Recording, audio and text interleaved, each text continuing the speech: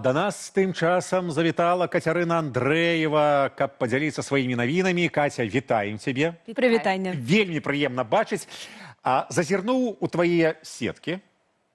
У цябе, дарэчы, ёсць ужо сеткі Катарына Андрэева. Так, я аднавіла старонку ў Фейсбуку. Правильно, правильно. Допіс такі. Як планавала, вяртаюся у прафесію, піша Кацярына Андрэева. Пачынаю з жанру інтэрв'ю. Пазнаеце, з кім? Пазнаем. Гэта Наста Лойка. Абсалютна. На здымку ты з Настай Лойкай ты пачынаеш серыю інтэрв'ю. Здагадаліся. Я спадзяюся, што гэта будзе серыя інтэрв'ю. Пакуль што я вырашыла паспрабаваць свае сілы ў першым. Ага. Паглядзім, як гэта атрымалася. А чаму Лойка? Чаму Лойка? Вельмі проста. Мы з Лойкай дамовіліся на гэта інтэрв'ю, калі ехалі ў мікрааўтобусе да літоўскай мяжы у дзень нашага вызвалення 19 сакавіка. Трошкі больш за месяц таму. Яна сказала, што хоча... Мы ехалі з Мінску. З Мінску нас збіралі на зборным пункце у Калядзічах у ЗІЗА-1, і там я яе ўбачыла. Таксама Марфу Рабкову, якая ехала з намі.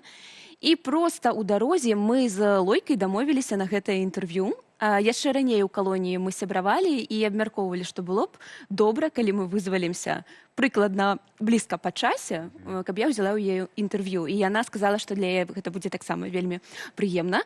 І вось мы гэта прыгадалі, калі ехалі ўжо ў гэтым бусіку да літоўскай мяжы. І то бок гэта атрымалася. Пра што размаўлялі? Калі вы сябравалі вось у калоніі, гэта ўсё ж такі адзін чалавек з іншымі, мабыць, паводзінамі, якія змяняюцца ў гэтай сістэме. А можа, было нешта новае ў вашай размове пра Насту Лойку? І, мабыць, пра цябе, бо ты таксама ўдзельніца гэтага дыялогу. Я б сказала, што Наста нязменная. Я ведала яе яшчэ да нашай пасадкі. І яе каштоўнасці, яе базавыя прынцыпы, якімі яна кіруецца ў сваім жыцці, у стасунках з людзьмі, у праваабарончай дзейнасці, яны застаюцца нязменнымі, і гэта вельмі добра. І тыя амаль 4 гады, якія яна правяла за кратамі, я думаю, што не паўплывалі на яе светапогляд, на карціну сусвету, што вельмі прыемна. І я таксама спадзяюся, што нашыя гледачы гэта змогуць ацэніць, калі гэта інтэрв'ю выйдзе. Але маё ўяўленне такое, што гэтыя гады не наклалі нейкага кепскага негатыўнага адбітку на рысы характару Насты. Для тых, хто яе ведае, гэта вельмі цёплы, адкрыты чалавек, які заўжды гатовы дапамагчы, і гэта праваабаронца паводле паклікання. А гэта была цяжкая размова? Яна была пра тое, што з вамі адбывалася у мінулым? Ці гэта была размова, як ты кажаш, тое, што ты зараз прапануеш заўсёды думаць пра будучыню? Наста падкрэсліла, што для яе вельмі важна, каб размова не адбывалася з пункту гледжання ахвяры. Ёй бы вельмі не хацелася, каб людзі ўбачылі ў ёй ахвяру катаванняў. Мне цяжка гаварыць пра гэта, але Наста, яна перажыла вельмі складаныя часы, і шмат у чым ейны досвед быў цяжэйшы за мой. Але цяпер яна хоча не тое, што перагарнуць старонку, а яна знаходзіць у сябе сілы, каб дараваць. І яна пра гэта адкрыта кажа. Вельмі великадушна з яе боку. Слухай, а ты вось ужо месяц таму, да? Здаецца. Трошкі больш за месяц. Трошкі больш за месяц на волі. Ты была ўжо і інтэрв'юірам, і інтэрв'юіруемай. Які досвед больш цяжкі, больш складаны, але ж больш цікавы, мабыць? Дададзім яшчэ кантэксту, што Глафіра Жук, наша калежанка, ўзяла інтэрв'ю, першае інтэрв'ю Кацярыны Андрэевай. Можете паглядзець іх, дарэчы, на Белсат Лайф, дзе вы глядзіце раніцу. Паглядзець, гэта вельмі цікавая пяшчотная работа. Там ты там раскрылася, мне падаецца, для ўсіх гледачоў нейкай новай. Ну, гэта талент Глафіры. У нас такія маладыя журналісткі, што прыемна паглядзець. Ага. Які досвед больш складаны, больш цікавы, больш, не ведаю... Новы, больш новы. Новы, канешне, ў якасці госця. Таму што раней мне даводзілася браць інтэрв'ю, гэта былі больш тэкставыя версіі, гэта не былі такія відэаінтэрв'ю у такім сэнсе звыклым. Але тое, што у мяне была магчымасць узяць гэтае інтэрв'ю пасля 5 гадоў перапынку, для мяне таксама вельмі каштоўна.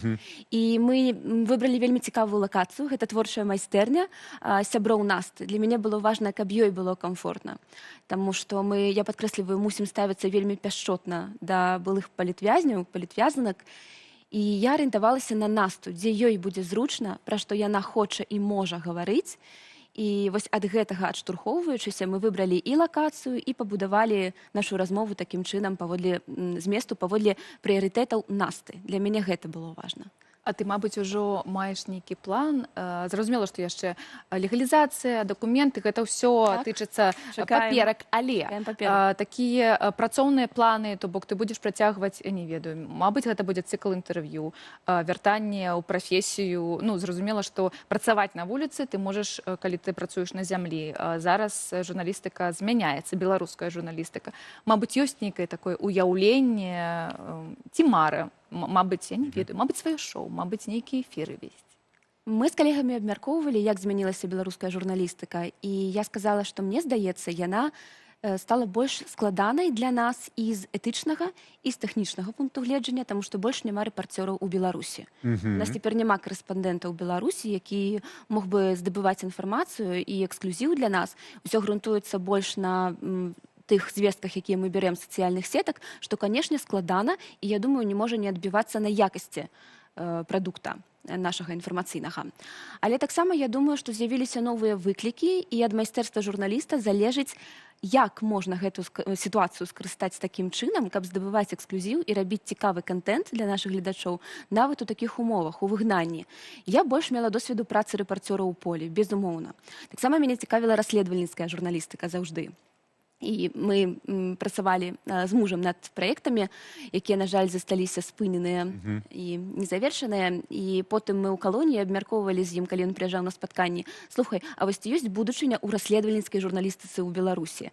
Ён кажа, ну гэта добра, калі ведаеш, калі кепскія хлопцы хаваюць, што яны кепскія і спрабуюць паказаць сябе з нейкага лепшага боку. А тут нават ніхто гэтага не хавае.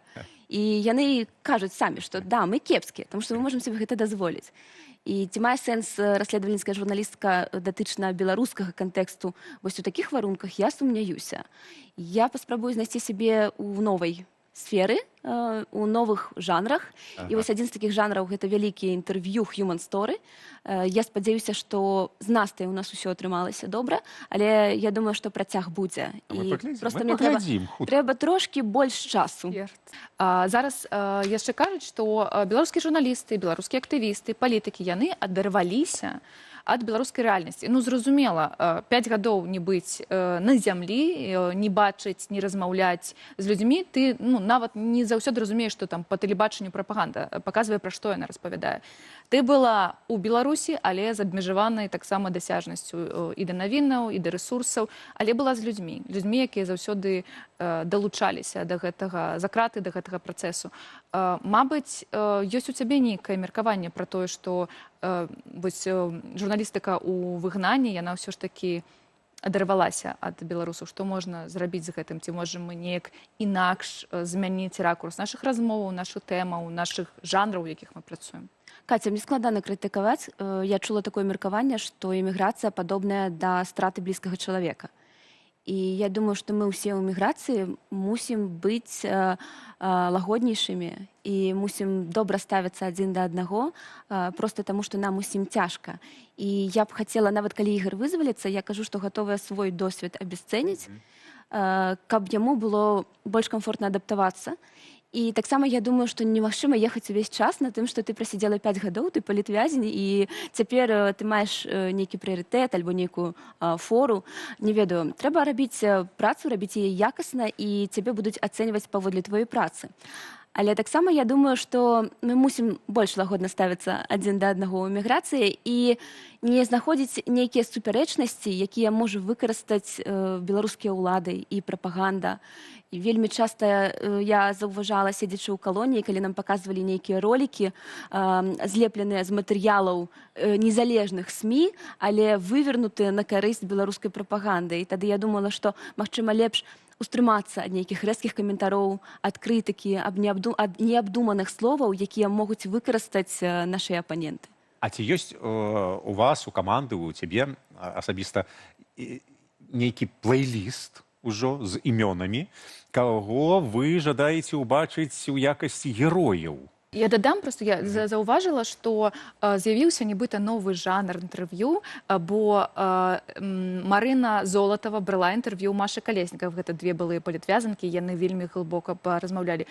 Ты ўзяла інтэрв'ю ў Насці Лойкі, мы ўпэўненыя, што гэта будзе вельмі цікава, вельмі пяшчотна. Вось далучаюся. Ці гэта будуць толькі былыя палітвязні, ці пакуль, мабыць, таямніцу не раскрываеце? Я думаю, што гэта вельмі добрая тэндэнцыя. Калі палітвязні размаўляюць з палітвязнямі, мы маем агульны досвед, мы разумеем, што нам баліць, і мы можам зразумець адна аднаго лепш, чым проста журналіст, які быў, напрыклад, гэтыя гады на волі. Гэта безумоўна.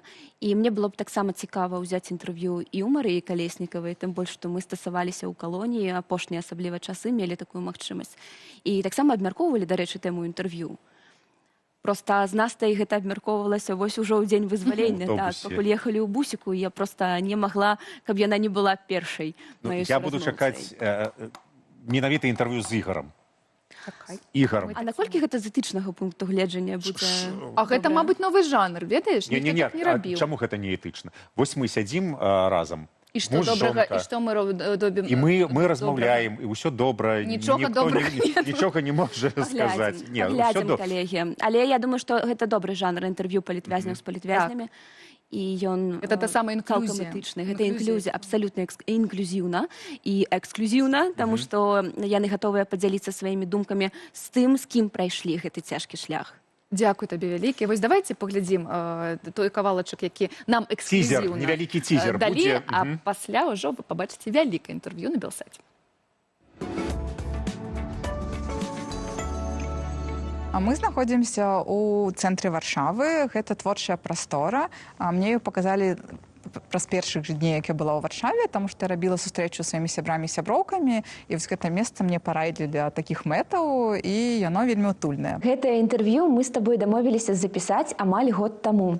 Свабода, якая яна аказалася для цябе? Чаканне, рэальнасць? Свабода такая, як я ее сабе запланавала. Я не чакала, што это адбудзецца так хутка. Тое, што я доўгі час была ў агульным турэмным рэжыме, і я не атрымлівала зусім ніякай інфармацыі.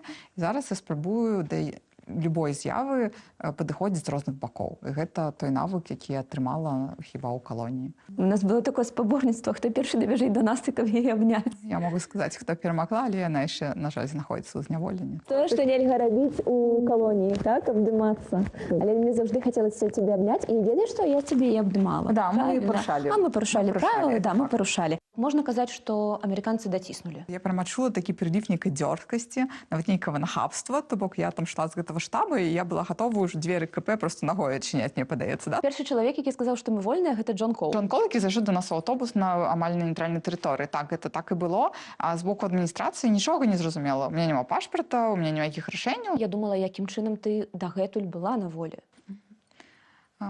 Я могу пажартаваць, што дзякуючы КДБ так доўга прыбыла на волі, можа быць, часткова. Тут некалькі сакрэцікаў, умоўна, можа быць, якія мне вельмі дапамагалі. Ты за час свайго зняволення рабіла памылкі?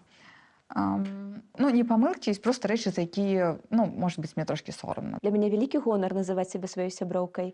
І ты легендарная асоба ў беларускай праваабарончай дзейнасці і ў грамадскай супольнасці Беларусі. Дзякуй табе яшчэ раз вялікі. Дзякуй, Кацюш. Дзякуй.